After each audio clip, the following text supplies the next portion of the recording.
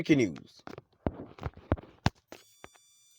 Welcome to today's headlines. Will Nnamdi Kanu die soon? See how fast gastrointestinal disorder disease kills. That should worry Buhari's federal government. Will Nnamdi Kanu die soon? See how fast gastrointestinal disorder diseases kills. That should worry Buhari's federal government. To my dear listeners, from wherever you're listening from, please stay tuned as I read today's news.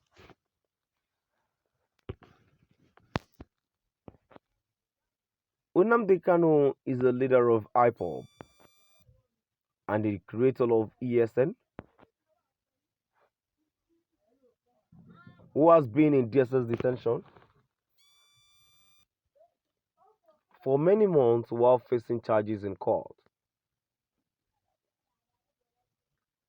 His lawyer recently raised alarm concerning a disease he was diagnosed with.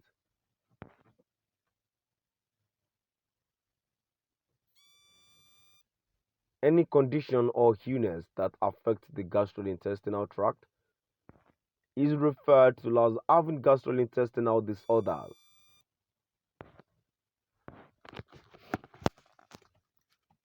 The gastrointestinal system, often known as the GI tract, is made up of a number of hollow organs that extend from our mouth to our anus.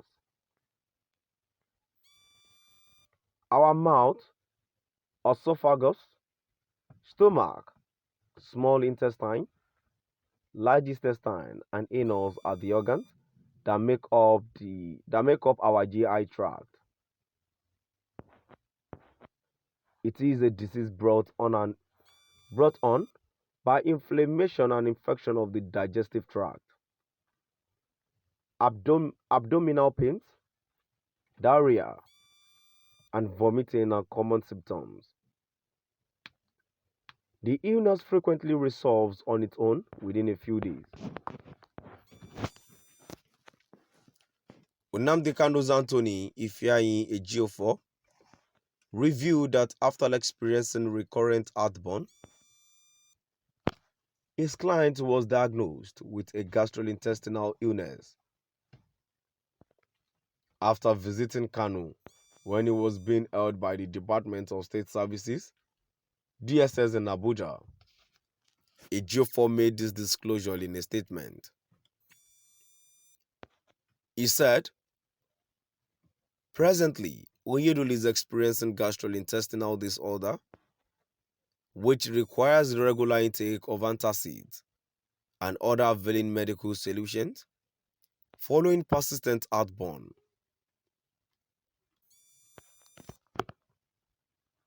Unfortunately, the Dïēsease have denied him the list of the prescribed painkiller tablet that could provide momentary relief. Following this development, our erudite lead counsel, Chief Mike Ozekome-san, has immediately swung into action to ensure immediate end to this maltreatment and impunity. Nevertheless, we still deem it compelling to place the world on notice that should anything untoward happen to Onyedulu, the Dïēsease, and the federal government of Nigeria should be held responsible."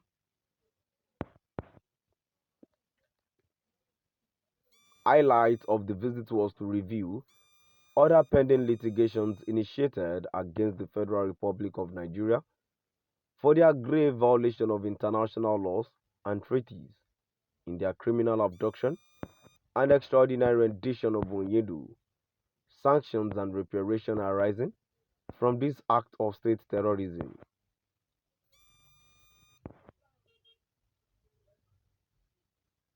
The visit also afforded us the opportunity to review the overall welfare of Onyedulu, as well as the level of the Dïēsease compliance with existing court order in the management of Onyedulu's health condition. For the record, it is pertinent to reiterate that for the umpteenth time, the lawless Dïēsease have continued to treat with greatest contempt this day. The existing court order, which specifically directed that Onyedu should be allowed access to his personal medical doctor for an independent review, investigation of his current health status. This is following the continued depletion of his potassium level.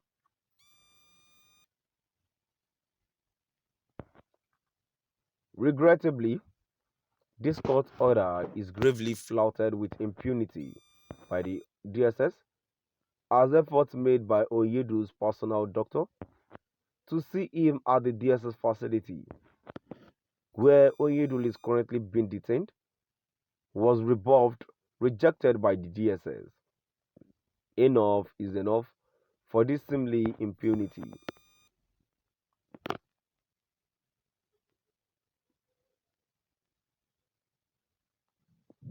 Ohanaeze Ndigbo, the leading socio-cultural organization of the Igbo people, has cautioned President Muhammadu Buhari's administration that Nnamdi Kanu, the arrested leader of the indigenous people of Biafra, IPOB, must not pass away while in the care of the Department of State Services, Dïēsease. This threat was made on Tuesday by Dr. Alex Ogonia.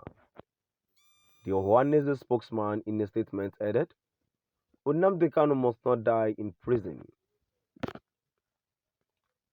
The statement partly read, the attention of the Ohanaeze Ndigbo worldwide has been drawn to the deteriorating health of the leader of the Independent Peoples of Biafra, IPOB, Mazi Nnamdi Kanu.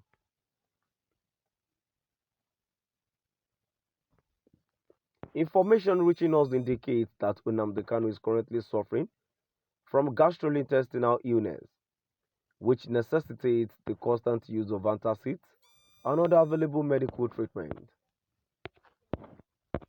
It adds that the Dïēsease has refused to allow him have even the smallest amount of the prescribed painkiller, which could have given him short-term respite. So, my dear listeners, now I've come to the end of our today's news. Please do drop by at the comment section.